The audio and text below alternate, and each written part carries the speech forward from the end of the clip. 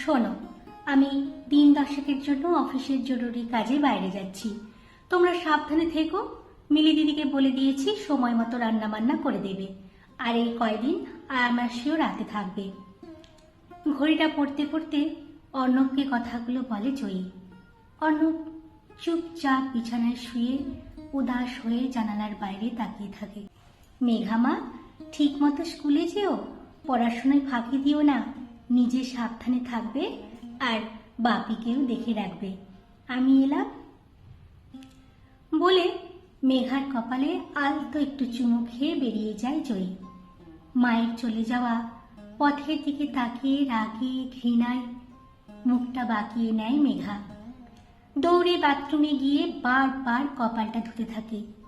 মায়ের আদরের স্পর্শে তার শরীরটা ঘৃণায় রিরি করে, তবু মুখে কিছু বলতে পারে না। যদি তার অসুস্থ বাপি সব কিছু শুনে নেয়। আসি অর্ণবের কথায়। জয়ী চলে যাওয়ার পরে চোখ ফেটে জল আসে অর্ণবের। নিজেদের পুরনো দিনের কথাগুলো মনে পড়ে। কলেজে পড়তে পড়তে জয়ীর সঙ্গে আলাপ ও প্রেম তার। একটা মাল্টিন্যাশনাল কোম্পানির চাকরি পেতেই জয়ীকে বিয়ে করে নেয় সে। প্রথম প্রথম কলকাতায় তারা ভাড়া বাড়িতে থাকতো। তারপর ব্যাংকে থেকে মোটা টাকার লোন নিয়ে এই ফ্ল্যাটটা কেনে। ততদিনে একমাত্র মেয়ে মেঘা হয়ে গেছে। নিজের বৃদ্ধা মা জয়ী মেঘাকে নিয়ে সুখের সংসার ছিল তার।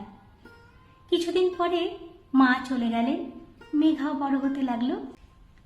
এখন অবশ্য সে একটা নামী ইংরেজি মাধ্যম স্কুলের 9ম শ্রেণীর ছাত্রী। 4 বছর আগে ভয়ানক একটা বাইক দুর্ঘটনার শিকার হয় অর্ণব। কলকাতার ব্যস্ত রাজপথে মৃতপ্রায় হয়ে পড়েছিল বেশ কয়েকটা ঘন্টা। তারপর কলকাতার একটা নামী বেসরকারি নার্সিংহোমে জীবনামৃত হয়ে পড়েছিল টানা 2 মাস। ভগবানের অসীম কৃপা ও জয়ীর অদম্য লড়াইয়ের ফলে সে প্রাণে বেঁচে ফেরে, কিন্তু কোমর থেকে পুরো 2 পা অসাড় হয়ে যায়। পঙ্গু হয়ে শয্যাশায়ী হয়ে পড়ে। আজ শুধু প্রাণটুকু আছে তার, আর তাই নিজের চোখে জয়ীর এই অধঃপতন দেখতে হচ্ছে। কষ্ট করে নিতে হচ্ছে সব কিছু। তার অ্যাক্সিডেন্টের পর থেকেই ডাক্তার দেখানো, ওষুধপত্র, ফিজিওথেরাপি, ফ্ল্যাটের মোটা টাকার ইএমআই, মেঘার দামি স্কুলের পড়াশোনা, টিউশন, তার দিন রাতের আয়ামাসির বেতন, কাজের মেয়ের বেতন, এ যে কিভাবে আসে, জয়ী যে কিভাবে জোটায়, তা সবই অনুমান করতে পারে সে। কিন্তু জয়ীকে বলতে, তাকে প্রশ্ন করতে ভয় পায়।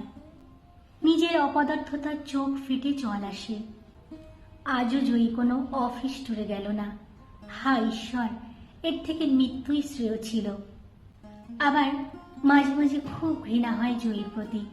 ঘুমন্ত জয়ীকে দেখতে দেখতে মনে হয় ওকে গলা টিপে মেরে ফেলতে। মনে মনে ভাবে অর্ণব। এইসব জয়ী ইচ্ছে করে করছে। স্বামী হিসেবে ওকে আমি শারীরিক সুখ দিতে পারছি না, তাই তো? তাই বাইরে নিজের চাহিদা মিটিয়ে আসছে। জয়ী কি পারত না সোজা পথে একটা ভদ্র কাজ জুটিয়ে নিতে? না হয় আমরা ভালো খেতাম না, ভালোভাবে বাঁচতাম না, তাতে তো সম্মানটা থাকতো। কে বলেছে জয়ীকে আমার চিকিৎসা করাতে, মেয়েকে দামি স্কুলে পড়াতে? সব কিছু ওর চালাকি। আমি পঙ্গু তো, তাই নিজের নষ্টাম আরম্ভ করেছে। ছি ছি ছি, ঘৃণা করি আমি জয়ীকে, যেন মরে যায়। ওর ওই পাপ মুখ আর দেখতে ইচ্ছে করে না। মেয়েটা বড় হচ্ছে, ওর ভয়ে কিচ্ছু বলতে পারি না। যদি মেঘা ওর মায়ের ব্যাপারে সব জেনে যায়। আসি মেঘার কথায়। মাকে আজকাল প্রচন্ড রকম ঘৃণা করে আমার, আর বাপির জন্য দুঃখে অনুশোচনায় মনটা ভরে ওঠে। ভালো ছিলাম আমরা। বাপির অ্যাক্সিডেন্টের পর থেকে সব কিছু এলোমেলো হয়ে গেল। বাপি ভালো হলো ঠিকই, তবে শয্যাশায়ী হয়ে পড়ল। আর মাকে বাপির অফিসে কাজ নিতে হলো। আস্তে আস্তে করে মা আমাদের থেকে দূরে সরে গেল। প্রতি মাসেই 3-4টে করে অফিস ট্যুর। আমি আর বাপি খুব বন্ধু হয়ে গেলাম। স্কুল থেকে এসে বাপির সঙ্গে প্রাণ ভরে শুধু গল্প, গল্প আর গল্প। তবে সেদিনের কথাটা বাপিকে বলিনি। আমার বেস্ট ফ্রেন্ড চন্দানি বলল, আমার বাবা মা তোর সঙ্গে বন্ধুত্ব রাখতে, মেলামেশা করতে বারণ করেছে রে। তোর মা নাকি খুব খারাপ, নষ্টা মেয়ে। আমার বাবা মা আলোচনা করছিল, আমি শুনেছি। তোর মাকে নাকি আমার বাবা অন্য লোকের সঙ্গে বাইরে বেড়াতে দেখেছে। চন্দানির সব কথাগুলো শুনে ভীষণ অবাক হয়েছিলাম আমি, খুব কেঁদেছিলাম। কিন্তু বাপিকে এসব কিছু বলতে পারিনি। বাপি শুনলে যদি মনে কষ্ট পায়, তাই বাপিকে কিছুই জানায়নি। আবার মাকেও কিছু জিজ্ঞাসা করতে পারিনি, কারণ ততদিনে চন্দানি বলেছিল, তোর মা কোনো অফিসে চাকরি করে না রে, ওভাবে লোকের সঙ্গে বাইরে ঘুরে ঘুরে টাকা রোজগার করে আনে। আমি চন্দানির হাত ধরে বলেছিলাম স্কুলের কোনো বান্ধবীকে না জানাতে। চন্দানি আমার কথা রেখেছে। ওকে ওকে জড়িয়ে ধরে খুব কেঁদেছিলাম আমি। আচ্ছা মা, কেন তুমি এভাবে বদলে গেলে? কেন তুমি এত খারাপ হলে? তোমাকে এত টাকা রোজগার করতে কে বলেছে?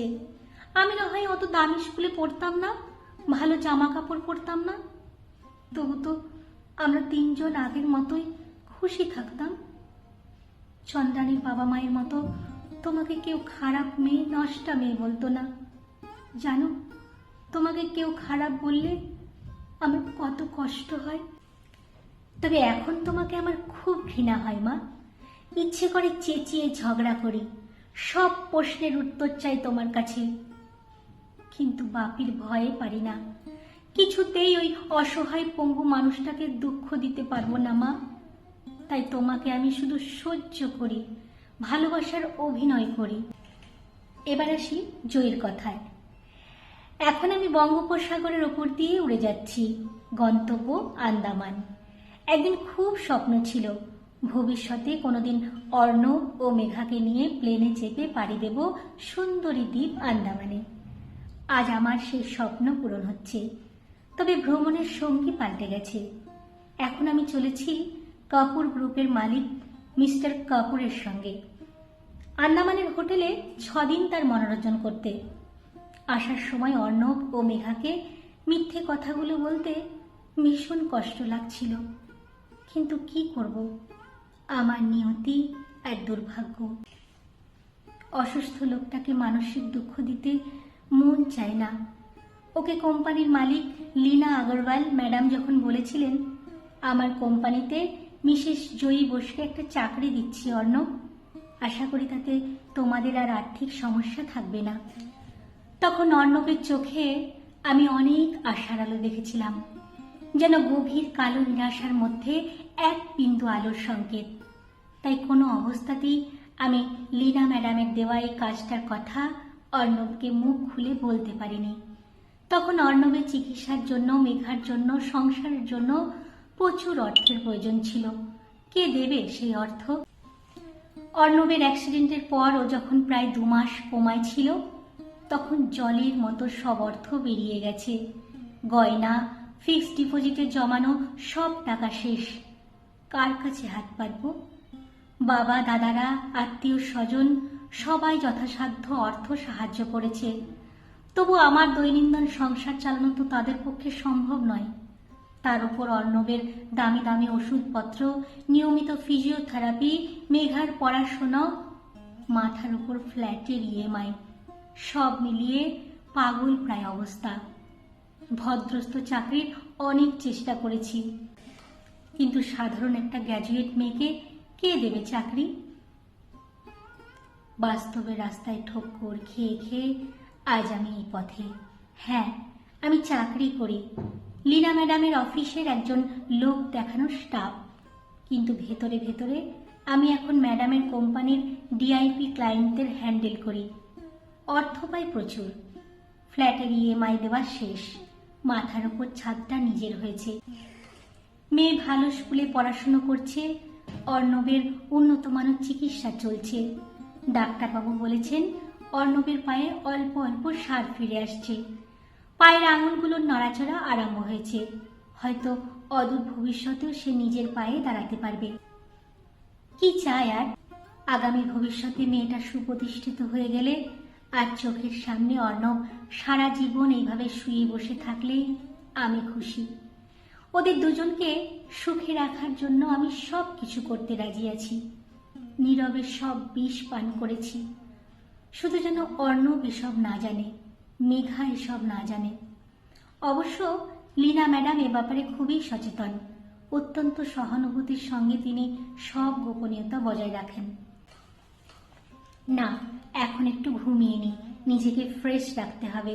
মিস্টার কাপুর অলরেডি 50,000 টাকা ব্যাংকে ট্রান্সফার করে দিয়েছেন, পরে আরও 20,000 টাকা দেবেন। জীবনে বাঁচতে গেলে টাকার ভীষণ প্রয়োজন। 10 দিন পর আন্দামান থেকে ফিরছে জয়ী। আজ কলকাতায় রেনি ডে, প্রচণ্ড বৃষ্টি হচ্ছে।